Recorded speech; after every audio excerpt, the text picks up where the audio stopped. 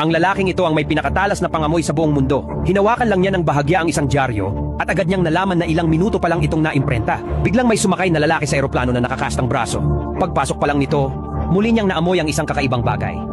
Nag-focus siya, maingat na inamoy iyon at natuklasan niyang may nakatagong bomba sa loob ng cast. Kalma niyang sinabi sa flight attendant na ipaalam sa kapitan na may teroristang may dalang bomba sa eroplano. Hindi siya pinaniwalaan ng kapitan at tinanong kung paano siya nakakasiguro. Tahimik na sagot ng lalaki. Nalaman niya iyon sa pamamagitan ng amoy. Inakala ng kapitan na sira ang ulo niya. Para patunayan na hindi siya nagsisinungaling, ibinunyag ng lalaki ang isang sikreto. Sinabi niya na ang kapitan at ang flight attendant ay naglalambingan sa cockpit ilang minuto lamang ang nakalipas. Namutla ang kanilang mga muka at natahimik sila. Dahil sa talas ng kanyang pangamoy, nailigtas ng lalaki ang lahat ng nasa eroplano. Pagkalapag nila, nakatanggap siya ng tawag mula sa kanyang asawa. Sinabi nito na nahuli ang kanilang anak na naninigarilyo sa paaralan at kailangan niyang makipagkita agad sa prinsipal. Dali-dali siyang pumunta sa eskwela. Ayon sa prinsipal, nahuli ang anak niya at ilang estudyante na naninigarilyo sa likod ng garahe at ipinakita pa nito ang isang pakete ng sigarilyo bilang patunay.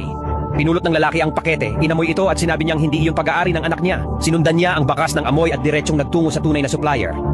Pinulot niya ang isang bag na nakahiga sa lupa at tinanong, "Sa'yo ba ito?" Tahimik lang ang bata.